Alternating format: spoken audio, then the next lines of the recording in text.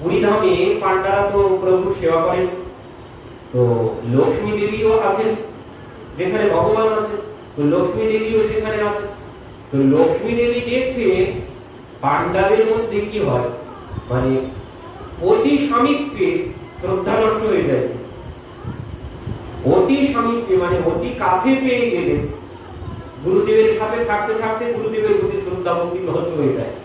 ভগবানের সেবা করতে করতে ভগবানের প্রতিও শ্রদ্ধা ভক্তি নষ্ট হয়ে যায়।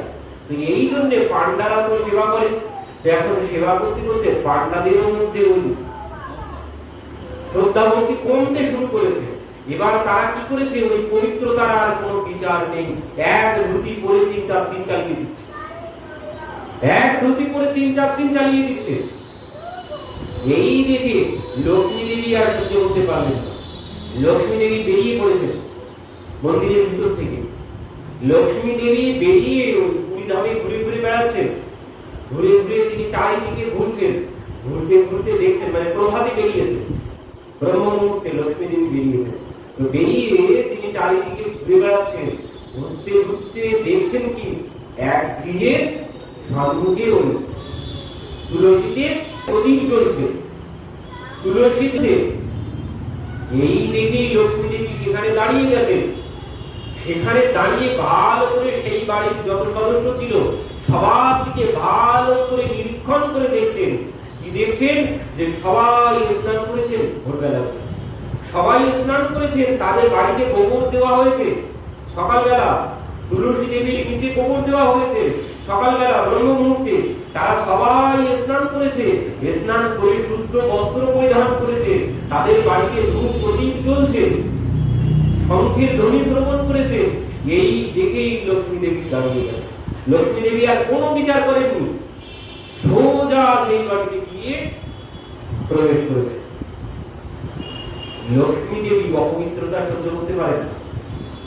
আজকে যে কাপড়টা পরেছি সেটা যদি আগামী দিন পরিধান করি, লক্ষ্মী দেবী আর সেখানে থাকতে পারেন, লক্ষ্মী দেবী আর সেখানে থাকতে পারেন না। গৃহে যদি পবিত্রতা না থাকে সেই গৃহে লক্ষ্মী দেবী থাকতে পারেন না। এই জন্য তিনি পবিত্রতা খুঁজে বেড়ান। এই খুঁজতে খুঁজতে খুঁজতে খুঁজতে ওই গৃহে যখন দেখেছেন এখানে সবাই স্নান করেছেন ভোরবেলা, গৃহে প্রদীপ জ্বলছে, শঙ্খের ধ্বনি হচ্ছে, গোবর মাটি দেওয়া হয়েছে গৃহের সম্মুখে, এই দেখেই লক্ষ্মী দেবী সেই গৃহে একদম স্বরূপে ছমছম করতে করতে সেই গৃহে গিয়ে প্রবেশ করেছে। এবার গৃহের লোকজন তারা বাইরে এসেছে নকুলের ধ্বনি শ্রবণ করে। লক্ষ্মী দেবী একদম দিব্য শৃঙ্গার, লক্ষ্মী দেবীর পোশাকের তো কোনো অভাব নেই, স্বর্ণ অলঙ্কারে হিরে মণি মুক্তায় সুসজ্জিতা লক্ষ্মী দেবী সম্মুখে দাঁড়িয়েছেন। এই দেখেই এরা ভাবছেন লক্ষ্মী দেবী এসে দাঁড়াবো নাকি গৃহের সম্মুখে, কে দেবী আপনি? লক্ষ্মী দেবী বলছেন আমি স্বয়ং লক্ষ্মী দেবী। আপনি স্বয়ং লক্ষ্মী দেবী? এই কথা শ্রবণ করে তো সঙ্গে সঙ্গে সবাই লক্ষ্মী দেবীকে সাষ্টাঙ্গে প্রণাম। লক্ষ্মী দেবী বলছে দেখো আমি তোমাদের এই পবিত্রতায় আমি বড় খুশি হয়েছি, আমি বড় খুশি হয়েছি। তোমরা সব পরিবারে প্রভাতে উঠে স্নান করেছো, শুদ্ধ বস্ত্র পরিধান করেছো, তুলসী তলায় প্রদীপ জ্বেলেছো, এই দেখে আমি তোমাদের প্রতি প্রসন্ন হয়ে আজ আমি তোমাদের গৃহে এসেছি। তো দাও তোমাদের গৃহে কি আছে আমাকে সেবা করাও। এই কথা শ্রবণ করে তারা তো আর নেই। লক্ষ্মী দেবী নিজে এসে বলছে তোমাদের গৃহে কি আছে আমাকে সেবা করাও। তো তারা তো সবাই ভাবে বিভোর হয়ে গেছে, ভাবে বিভোর হয়ে লক্ষ্মী দেবীর সেবা করতে শুরু করেছে। এবার কি হয়েছে, এবার যখন ওদিকে জগন্নাথের মন্দিরে মঙ্গলা শেষ হয়েছে, মঙ্গলার পর বলরামজি একটু ঘুরতে বেরিয়েছে, বলরামজি একা একা ঘুরতে বেরিয়েছে। এবার ঘুরতে বেরিয়ে তিনি ওই ঠিক লক্ষ্মী দেবী যে বাড়িতে গেছেন আর লক্ষ্মী দেবী যেখানে গেছেন সেখানকার তো রূপ পরিবর্তন হয়েই যাবে। বলরামজি পথ দিয়ে যাচ্ছেন, যেতে যেতে ভাবছেন কি ব্যাপার, এই বাড়িতে এত চাকচিক্য কেন, এখানে এত হইহুল্লো হচ্ছে কেন, এখানে কি হচ্ছে একটু দেখি তো।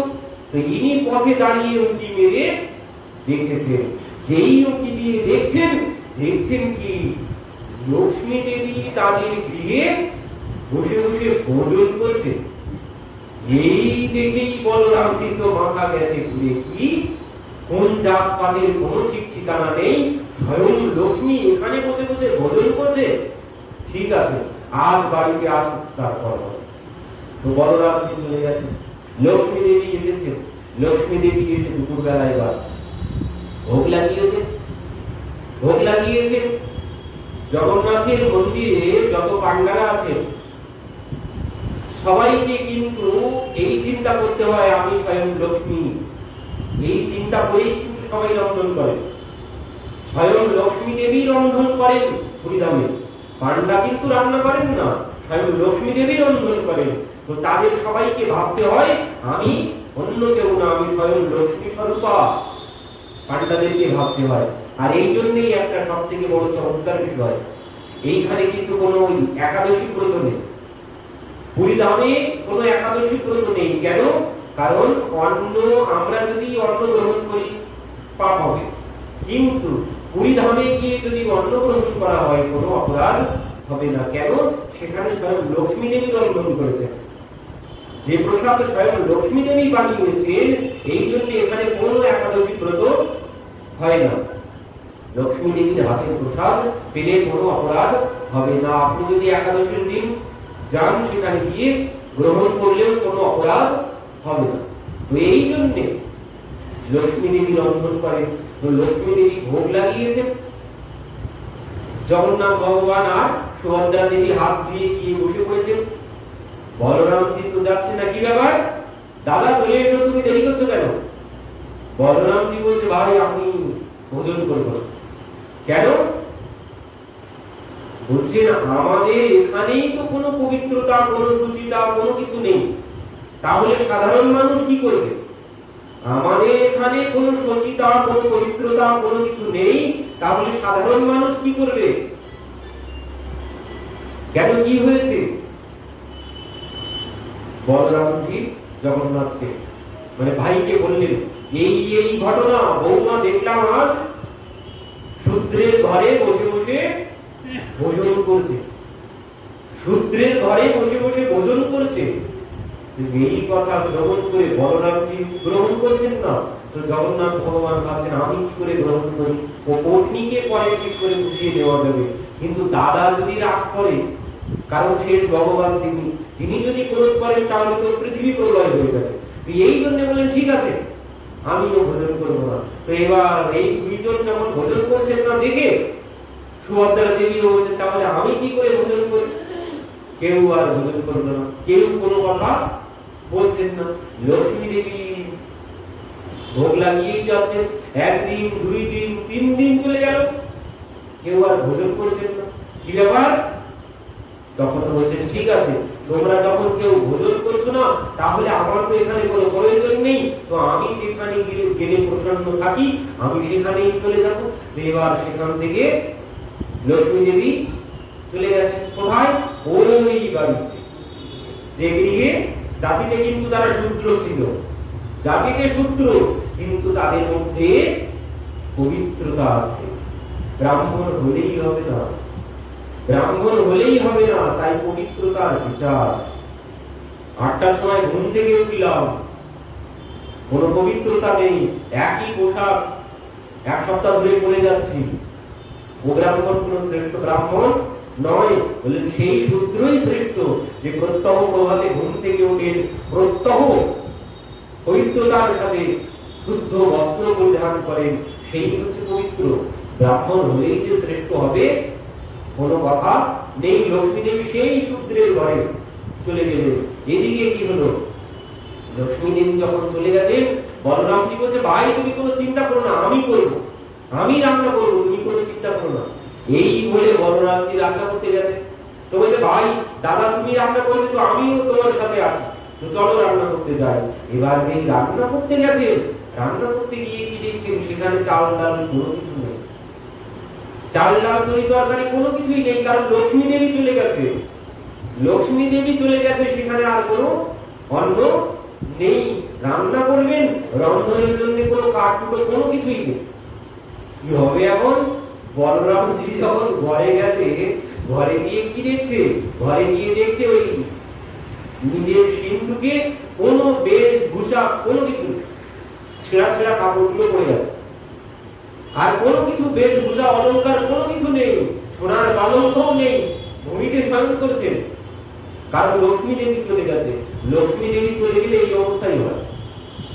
তো এবার 3 দিন 4 দিন কেটে গেছে, বলরামজি এবার ভাইকে বলছেন, ভাই কি হবে? 2-3 দিন তো রাগে রাগে কেটেছে, মানে ক্রোধ যখন থাকে তখন আর ওটা কিনে দিতে পারে, তখন ক্ষুধা কমে যায়, কিন্তু এই ক্রোধ চলে যায় তখনই তো কষ্ট। এবার তো ক্রোধ যখন চলে গেছে বলছে, ভাই এতদিন তো ক্রোধের মধ্যে কাটিয়ে দিয়েছি, কিন্তু এখন তো ভোজন না করলে আর চলে না, তো এখন কি করবো? তো বলছে ঠিক আছে ভাই, চিন্তা করতে হবে, চল ভিক্ষা করে কাটিয়ে দেবো। এখানেই তো স্বর্গের দুয়ার আছে, ওখানে সমস্ত ভিখারীরা ভিক্ষা করে, তো চলো ওখানে বসে ভিক্ষা করবো। জগন্নাথ ভগবান বলছে, দাদা সে কি, আমরা ভিক্ষায় দিলে সবাই কি বলবে? বলরামজি বলছে, কেন এইভাবে যাবো কেন? আমরা রূপ পরিবর্তন করে যাব। তো দুইজন রূপ পরিবর্তন করেছে, রূপ পরিবর্তন করে ওই স্বর্গের দুয়ার মানে শ্মশানে সম্মুখে গিয়ে দুইজন ভাঙা থালা নিয়ে পড়েছেন। লক্ষ্মী দেবী চলে গেলে ভাঙা থালায়, ভালো কোনো কিছু জুটবে না, ভাঙা থালাটাই পড়ে আছে, ভালো একটা থালাও নেই, মানে এমন একটা সোনার থালা বুঝতে পারা। তো ভাঙা থালা হাতে নিয়ে দুইজন পড়েছেন ভিক্ষা করতে। এবার কি হয়েছে? কেউ তো ভিক্ষা দিচ্ছে না, আর উল্টো বকাবকি করছে, এই ছোট ছোট বালক এখানে ভিক্ষা করছি, যা বাড়ি যা গিয়ে পড়াশোনা কর। সবাই বকাবকি করছে। বলরামজি বলছে, কি ব্যাপার ভাই, ভিক্ষা দেওয়া তো দূরের কথা, সবাই তো বকাবকি করছে। জগন্নাথ ভগবান বলছেন মনে মনে, দেখো এই হচ্ছে এই লক্ষ্মীর কৃপা যদি চলে যায় এই অবস্থায় হয়। ভাইকে দাদাকে বোঝানোর জন্য তিনি এই লীলা করছেন। তো এবার কি হয়েছে? কিছুক্ষণ পরে একজন সাধু এসেছে। সাধু যাচ্ছিল, তার তো কোনো কিছু নেই, তো সেই উত্তরীয় মধ্যে মুড়ি নিয়ে খেতে খেতে যাচ্ছে, উত্তরীয় করে মুড়ি নিয়ে খেতে খেতে যাচ্ছিল সাধু। এবার সেই সাধু এই ছোট্ট ছোট্ট বালক থালা হাতে বসে আছে দেখে তাদেরকে ওই দুমুঠো করে মুড়ি দিয়েছে থালা। আর যেই মুড়ি দিয়েছে ওদিক থেকে লক্ষ্মী দেবীও দর্শন করেছে, লক্ষ্মী দেবীও দর্শন করেছে। যেই মুড়ি দিয়েছে লক্ষ্মী দেবী পবন দেবতাকে বলে, তাড়াতাড়ি বাতাস দাও, আর যেই বাতাস বয়েছে সঙ্গে সঙ্গে সে মুড়ি সব চলে গেছে। তখন বলছে, ভাই এখন কি হবে? তখন জগন্নাথ ভগবান বলছে, দাদা যা কিছু হয় সব কিছু লক্ষ্মী দেবীর কৃপাতেই হয়। লক্ষ্মী যদি রুষ্ট হয়ে যায় কোনো কিছুই জুটবে না, যেখানেই যাবো সাগর শুকিয়ে যাবে। লক্ষ্মী দেবী যদি রুষ্ট হয়ে যায় যেদিকেই যাবো সেদিকেই সাগর শুকিয়ে যাবে। তখন বলছেন, ভাই তুমি আগে কেন বলনি? ভাই তুই আগে কেন বলিসনি? তখন বললেন, দাদা আমি কি বলবো, তোমার উপরে আমি কথা বলতে পারি, তোমার উপরে আমি কথা বলতে পারি।